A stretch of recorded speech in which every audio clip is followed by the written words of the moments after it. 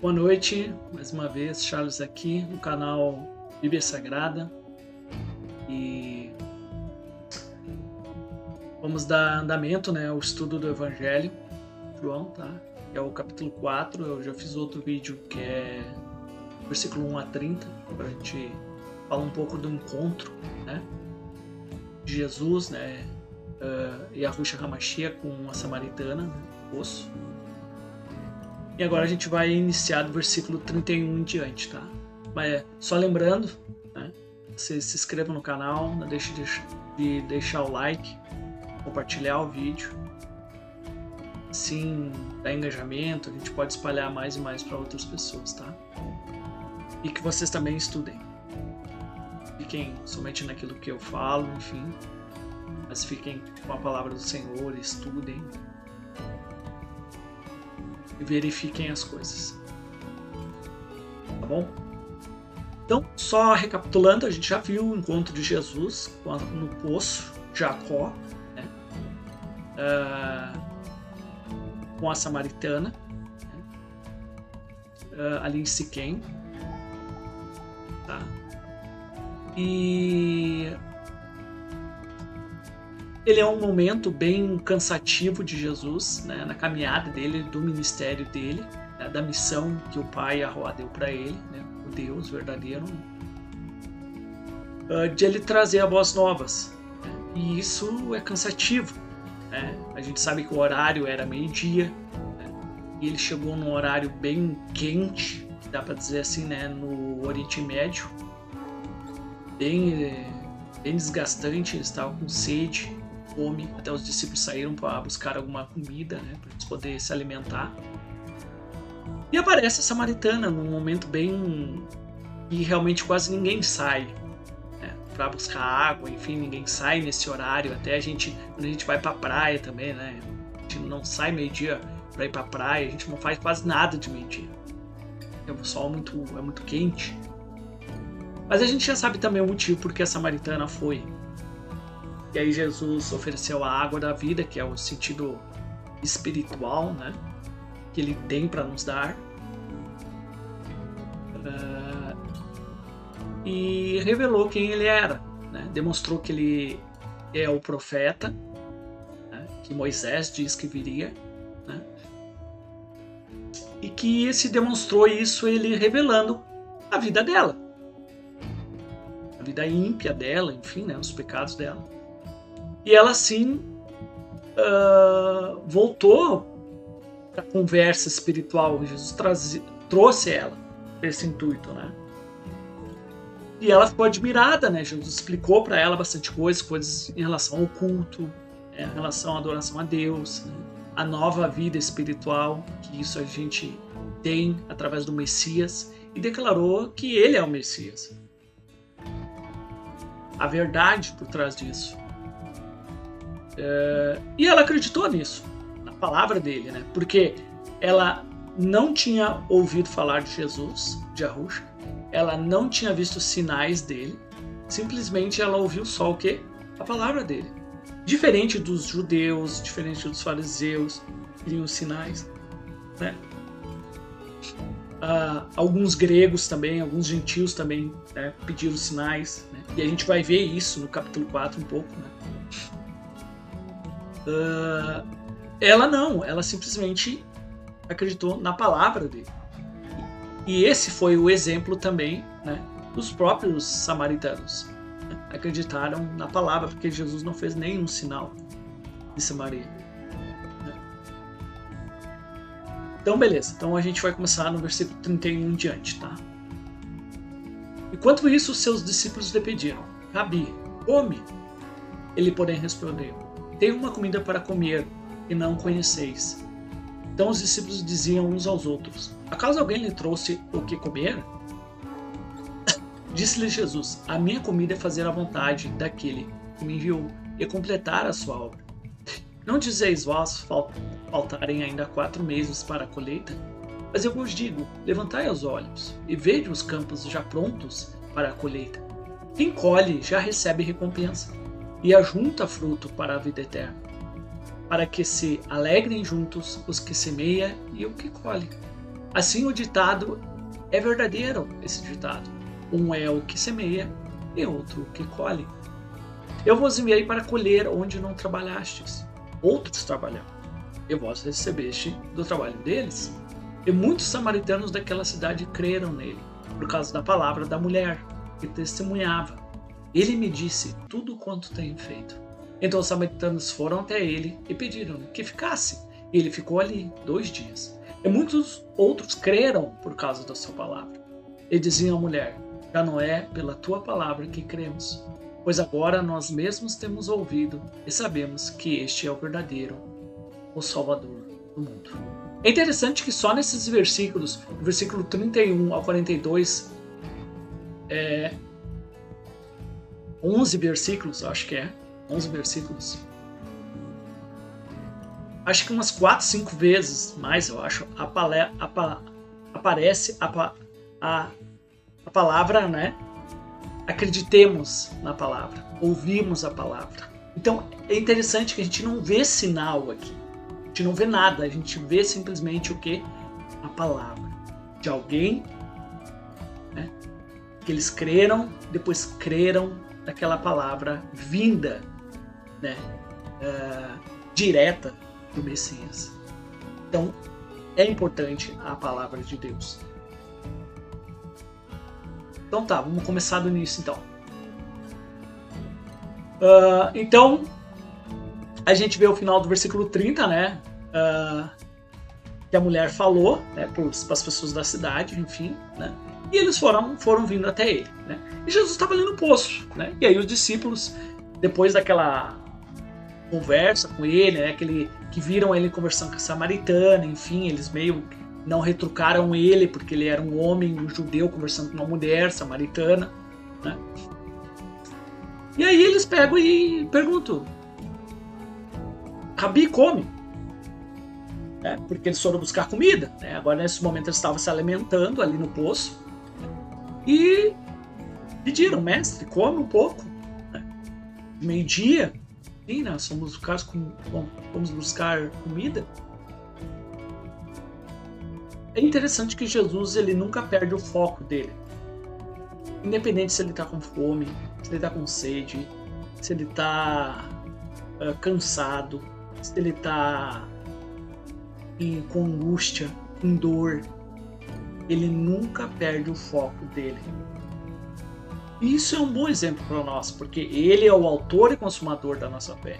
Ele é o início, ele é o exemplo daquilo que a gente devemos caminhar, daquilo que a gente deve percorrer, que é o alvo, é Cristo, como o mesmo Paulo fala, né? O meu alvo é Cristo, o Senhor, ser como Ele e como cada um de nós, né? Participassem da natureza divina, né? Do qual Cristo, né? O Messias e Yahushua é o primeiro de muitos irmãos que viriam, né? Através dele. Então, ele fala isso. Eu tenho uma comida para comer que não conheceis. Então, é interessante que as respostas de Jesus, as conversas dele, é sempre um sentido espiritual. Sempre ele trazendo para isso, sempre. Até entendo isso, porque a mentalidade dele é espiritual.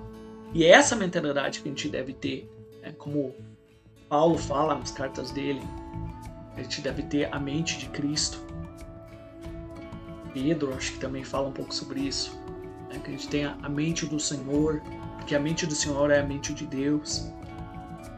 Então a gente consegue entender essa mentalidade dele, né? Só que os discípulos, eles sempre com uma mentalidade carnal, né? Como a própria da samaritana.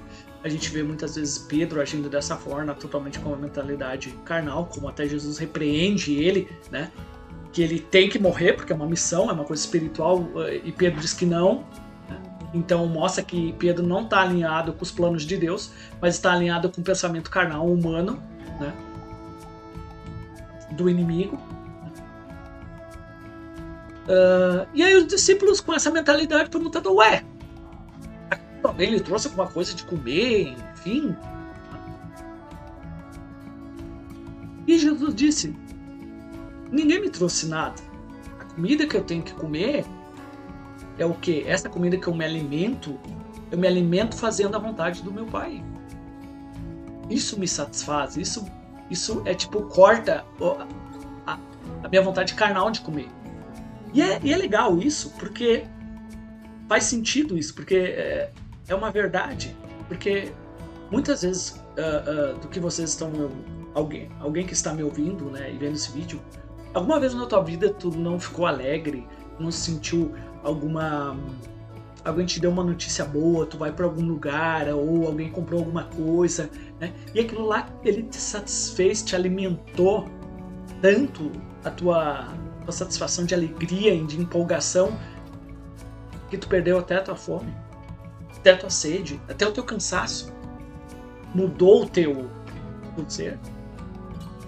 E é isso que Deus faz na nossa vida. A gente deixa de comer, deixa de beber, deixa de estar cansado, de ter a alegria, o prazer de Deus estar na nossa vida, nos alimentando, de estar fazendo a vontade dele. E é isso que Jesus nos ensina, ter isso, né? Como isso é legal, parece que nos lembra muito o início da conversão. Realmente era assim, e tem que ser assim até o final da nossa vida. E é legal que ele fala em fazer a vontade dele e completar isso. Disse ele, a minha comida é o quê? Fazer a vontade, não só fazer a vontade dele, mas completar essa missão. Como a gente também, né? Fazer a vontade do Pai e completar a nossa caminhada aqui nesse mundo. E é legal que Jesus ele volta, porque Jesus ele tá vendo tudo o que está acontecendo. Ele vê as coisas acontecendo, ele está vendo isso. Né? E muitas pessoas, a mentalidade deles está no mundo carnal. Jesus traz ela para aquilo que é espiritual, e o espiritual é agora, é muito rápido. As coisas acontecem assim, em segundos, em minutos, né? E é legal que ele faz mais ou menos esse paralelo em relação da colheita física com a colheita espiritual, que é muito rápida, né? E ele faz isso, e é legal isso. Isso faz sentido de comida, colheita, ele traz esse sentido, né? Disse-lhe Jesus, versículo 35, não dizeis vós faltarem ainda 4 meses para a colheita? Que é o tempo que eles tinham de poder plantar e colher, né? Só que daí Jesus diz, olha, a colheita espiritual é muito rápida. Você planta agora e já vem a colheita. Então você tem que estar pronto para plantar e colher. E isso é muito rápido.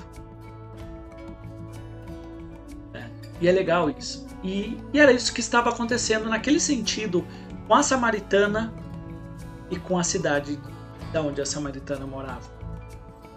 Que a samaritana plantou lá uma semente daquilo que Jesus plantou nela. E os apóstolos tinham que o quê? Simplesmente cultivar. E não cultivar recolher isso. Colher essa plantação. Mas eu vos digo, levantai os olhos e vede os campos já prontos para a colheita. Quem colhe já recebe recompensa. E ajunta fruto para a vida eterna. Então tu colhe daquele processo espiritual, daquilo que alguém já plantou. Você colhe aquele fruto. Você não deixa ele apodrecendo. Você não deixa ele ali, né, sem tirar um fruto dali. E fazer ele crescer, para que se alegrem juntos os que semeiam e aquele que colhe, porque você está vendo o resultado da colheita.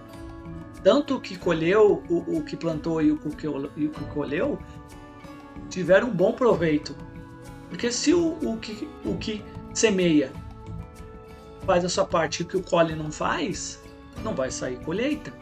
Agora aquele que tem que semear não semeia, e aquele que vem para colher não tem colheita. Então tem os processos. Paulo fez muito isso, né? Semeou, outros colheram.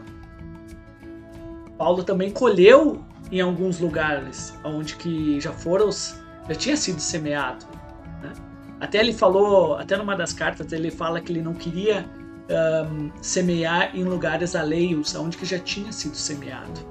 Porque o papel dele não era esse. O papel dele era o quê? Devastador, era explorador, era em lugares que ninguém foi.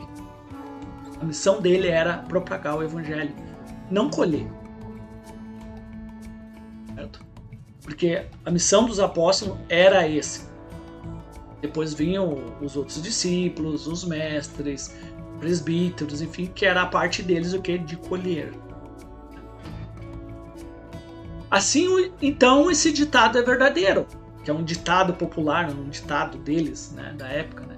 Um é o que semeia e o outro é o que colhe, né? Eu vos enviei para colher onde não trabalhaste.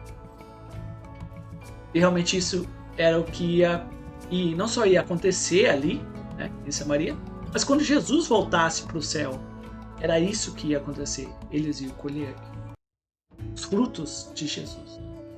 Depois, consecutivamente, os apóstolos também, depois os discípulos, e sucessivamente isso vai acontecer. Até nos dias de hoje também acontece isso.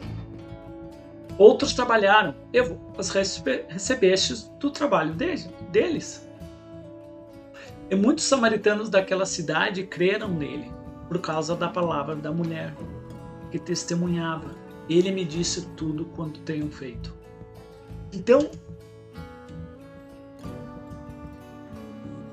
é interessante que eles acreditaram na palavra da samaritana, mas nós queremos ver a palavra dele. Então era tudo baseado em palavras. E os samaritanos, nenhum deles pediram nenhum sinal. Até porque Jesus, quando ele deu um sinal que ele era um profeta, ele falou que a palavra revelando a vida da mulher, em palavra, e ela acreditou nisso. Era real, né? Então só bastou a palavra dele. Isso é fé. Essa fé. Jesus, até depois ele vai falar um pouco mais para baixo, depois a partir do versículo 43, sobre isso, sobre essa fé. Não precisa de sinais, não precisa de milagres, não precisa de nada sobrenatural. Você fica simplesmente com aquilo que está escrito na escritura e ponto final. Só que o mundo religioso hoje é baseado nisso. Coisas superficiais, em shows, em, sabe, coisas espetaculares. E quando você prega a palavra, só a palavra, sem show, sem nada, as pessoas não querem. E isso é uma fé superficial. E Cristo, Deus, não confia nisso. E foi isso que ele falou, acho que no capítulo 2, sobre as pessoas que seguiam ele. Uma fé superficial, não íntima, baseada no que a palavra, a verdade é sólida para fortificar a nossa fé. Isso é uma fé sólida, de conhecimento, de intimidade. Coisas que os discípulos, eles não foram baseados em sinais. Até a gente vê o início dos evangelhos. Eles foram baseados naquilo que as escrituras, aquilo que Moisés disse na palavra, naquilo que Deus testemunhou do filho dele. Isso é uma fé sólida. Por isso que muitas vezes Pedro falava, uns dizem quem sou, né? E vocês vão me abandonar como eles? E Pedro, não. Tu tem as palavras da salvação. Tu é o Filho de Deus. Baseado no quê? Em sinais? Não. Só baseado na palavra, naquilo que o Antigo Testamento falava. Eles viam isso. Aquilo que João fala no primeiro evangelho dele, nas cartas, nas primeiras epístolas dele. A palavra, o verbo, a gente viu isso. E isso é uma fé sólida, de intimidade, de conhecimento. Beleza? E hoje que o mundo religioso, evangélico, católico não tem isso. Infelizmente. Então os samaritanos foram até ele e pediram que ficasse lá. E ele ficou ali 2 dias. Um judeu, porque Jesus, ele não interessava a eles ser judeus, ser pretos, ser qualquer tipo de pessoa. Importava ele, como médico, curar a doença das pessoas, que é o pecado. Tá. E muitos outros creram por causa da sua palavra. E diziam à mulher: já não é pela tua palavra que cremos, pois agora nós mesmos temos ouvido. Por quê? Creram por causa da sua palavra. E hoje no mundo religioso todo mundo crê através de outras pessoas, através daquilo que outros falam. Tipo, ou no mundo religioso, católico, ou evangélico, ou qualquer tipo outro, até pessoas que não estão em nenhuma religião, mas elas falam: Jesus eu conheço, eu sei, eu ouvi falar. Mas você ouviu, mas você conhece? Você estuda, você ouve a palavra dele, não de outros, não da mulher samaritana, não do pastor, não do padre, não. Você escuta pessoalmente a palavra dele. Isso é importante. Isso é necessário, porque te dá uma fé sólida e baseada na palavra dele só, e mais nada. Certo? E já não é pela tua palavra que cremos, pois agora nós mesmos temos ouvido e sabemos que este é verdadeiramente o Salvador do mundo. Este é o Messias, aquilo que as Escrituras falavam. Como Jesus mesmo disse para a samaritana: eu sou ele, o Messias. Beleza? Então até aqui, né, ele fala um pouco sobre disso, dessa fé, né?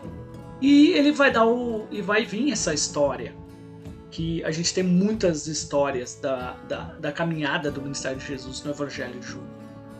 Isso é muito legal. E essa história é contada um pouco baseado naquele acontecimento que aconteceu em Canaã da Galileia, que foi quando ele transformou a água em vinho, que foi o primeiro, se dá para dizer assim, o primeiro que demonstrou a glória dele, a divindade dele, isso por ele estar com Deus, comunhão com Deus, né? Demonstrou ele ser o Messias. E aqui vai ser o segundo. E isso, o segundo, é em Canaã da Galileia. Então, passado 2 dias, ele partiu dali para a Galileia, porque Jesus mesmo havia declarado que um profeta não recebe honras em sua própria terra.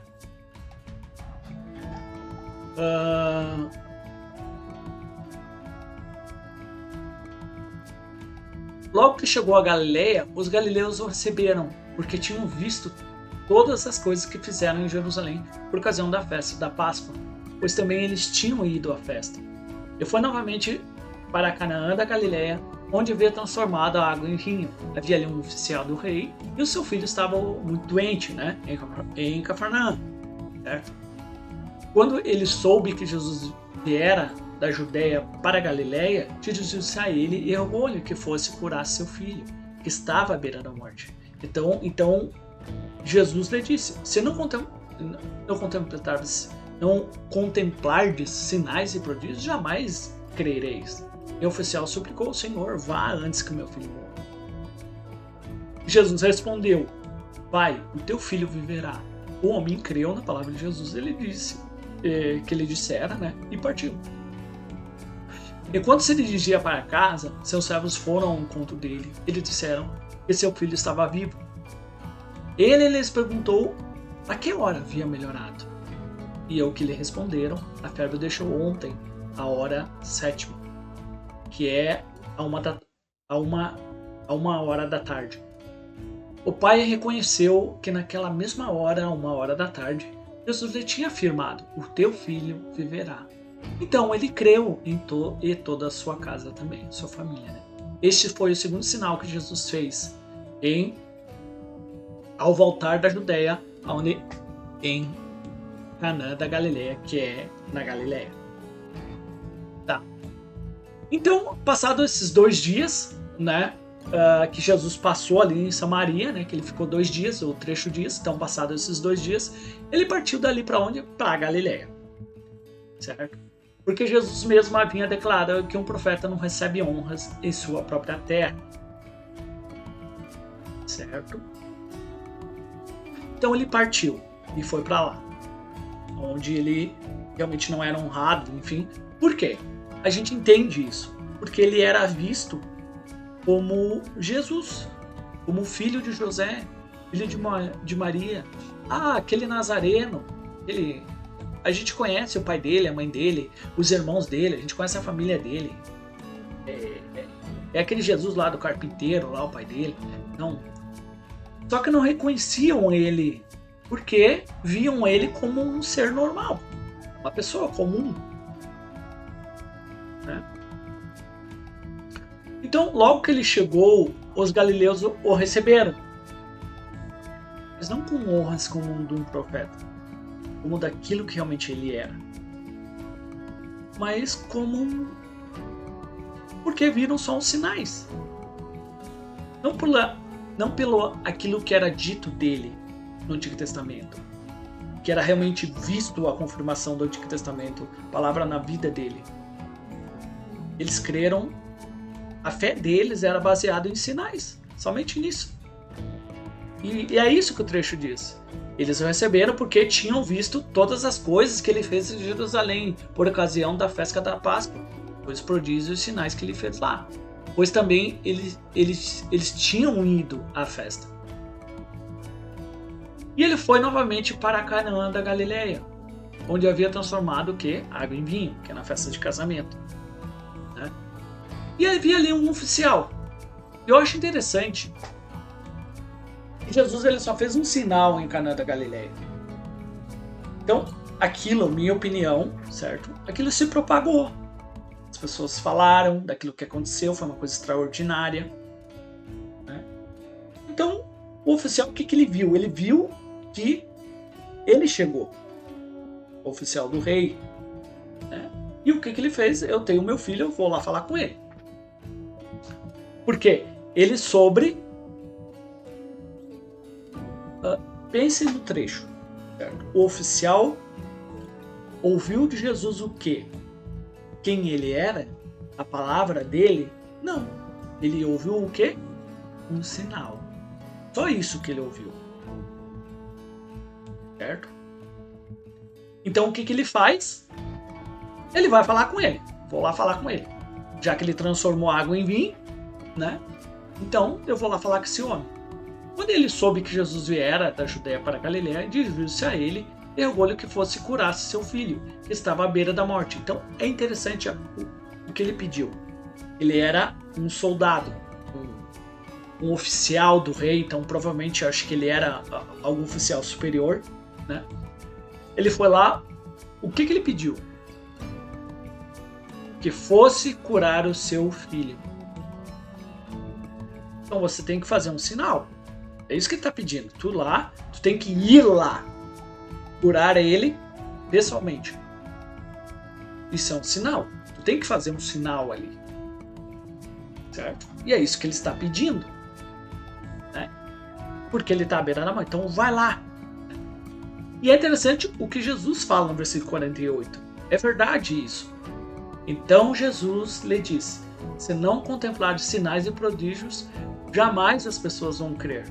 Por quê? Porque as pessoas precisam de sinais para crer na palavra de Deus, para crer em Jesus, na palavra. A palavra só não basta. Eu preciso crer. Eu preciso ver para crer.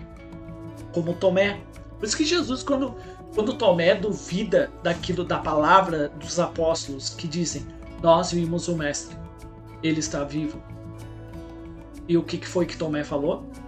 Se eu não vir os furos nas mãos do lado dele, eu não vou crer. E quando Jesus apareceu para ele, porque quando Jesus apareceu aos discípulos, Tomé não estava lá. Então Tomé não acreditou na palavra. Ele queria ver um sinal. E foi isso que Jesus falou para ele quando apareceu para ele. Feliz aqueles que creem sem ver. porque isso é uma fé sólida, é uma fé de intimidade, né? E Jesus fala isso aí. E o oficial suplicou, mesmo ele falando isso: Senhor, vá antes que meu filho morra. Então você tem que ir. E Jesus simplesmente fala para ele: vai, o teu filho viverá. Então simplesmente Jesus falou uma palavra para ele: vai, o teu filho vai estar vivo, ele vai ficar bem, ele não vai mais morrer. Ele só falou isso. E o homem, o que ele fez? Ele creu na palavra que Jesus lhe disse e partiu. Então beleza, o Senhor falou, eu estou indo. Ok? Enquanto ele dizia para casa, é interessante a situação. É legal isso. Graças a Deus, Deus trabalha. Isso diz na palavra de Deus. Deus ele só não trabalha no nosso interior, através da palavra dele nos transformando. Mas Deus trabalha exteriormente também, em benefício da nossa fé, para o bem daqueles que hão de herdar a salvação. E isso Deus faz. E é legal que foi isso que aconteceu.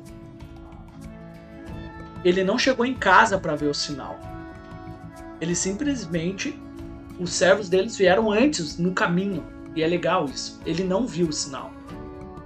E simplesmente creu na palavra. E é legal isso. Enquanto se dirigia para casa, seus servos foram ao encontro dele. Eles disseram que seu filho estava vivo. E eles lhes perguntou a que horas ele havia melhorado. E eles responderam: a febre o deixou ontem a 1h da tarde. Então o pai reconheceu que foi aquele mesmo horário que Jesus tinha afirmado: o teu filho viverá. Então o que aconteceu? Ele creu. E toda a casa dele, o Senhor. Então este foi o segundo sinal que Jesus fez ao voltar da Judeia para Galiléia. Então esse foi um trecho que a gente estudou, um pouco da fé sólida, sem sinais, simplesmente na palavra do Senhor. E eu só quero trazer dois trechos, tá? Que é o capítulo 2, lá no final. É interessante isso, tá?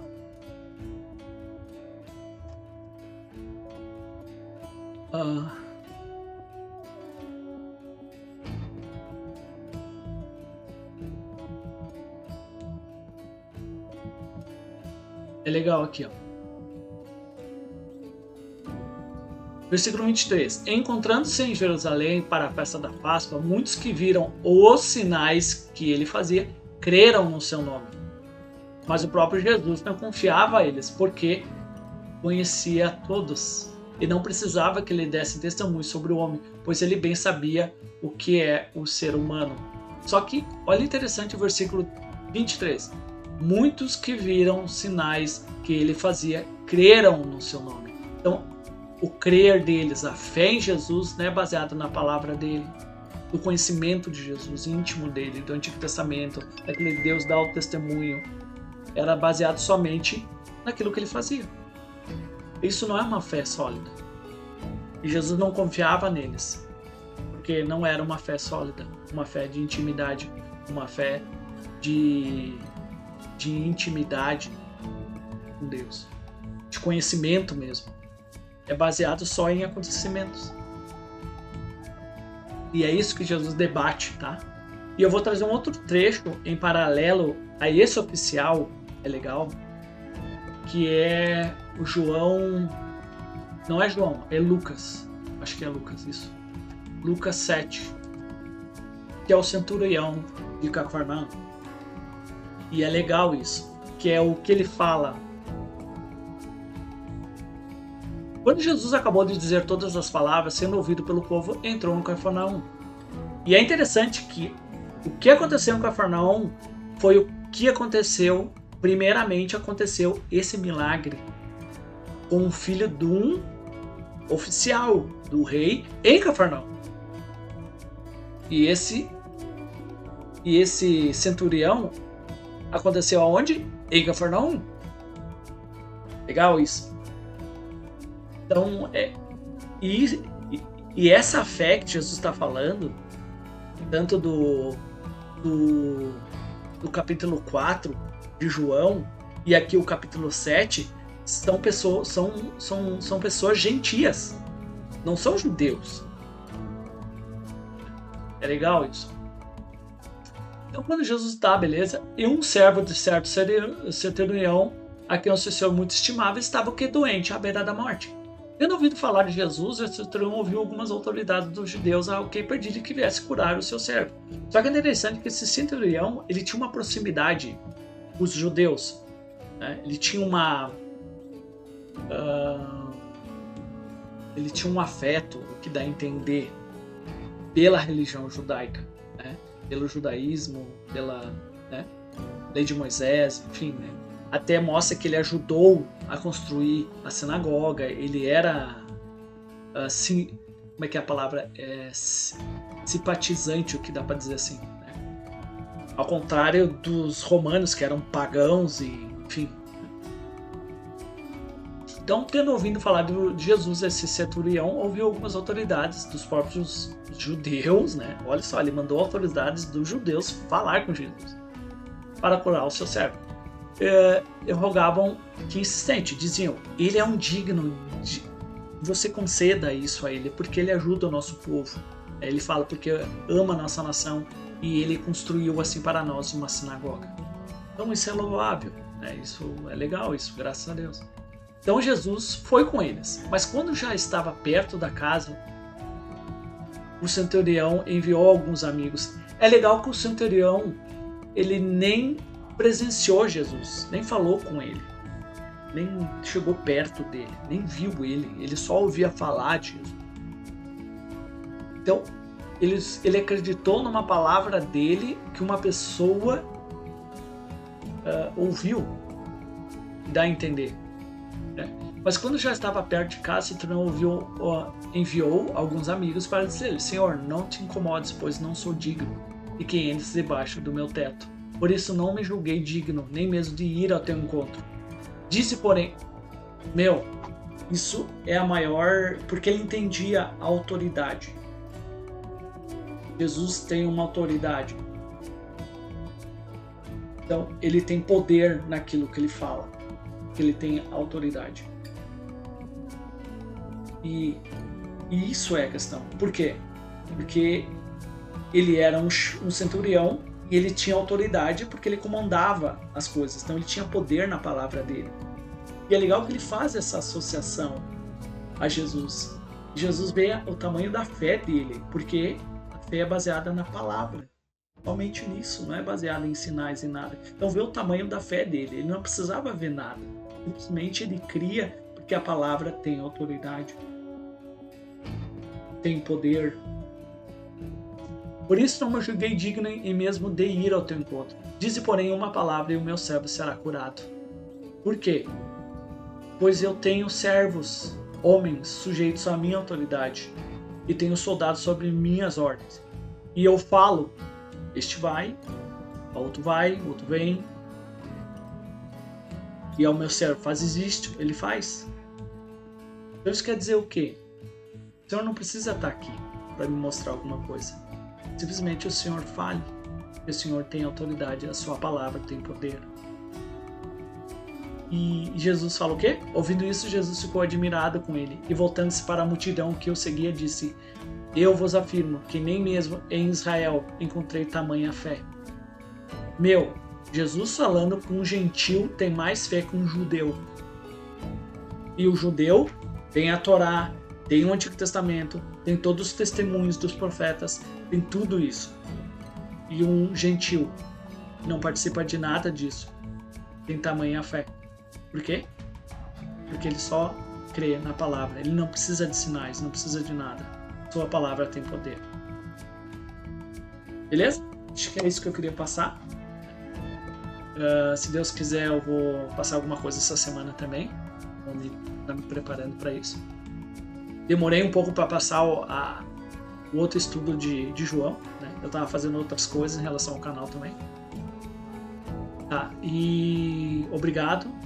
Que Deus abençoe vocês continuem estudando, continuem crescendo na palavra do Senhor e venham sair desse mundo religioso, baseado em carnalidade, em luxúria, em adoração ao dinheiro, ao Deus, ao dinheiro e dessas falsas doutrinas que tem nesse mundo, seguindo somente a palavra de Yahushua HaMashiach, que é a do Pai, nosso Deus Yahuwah.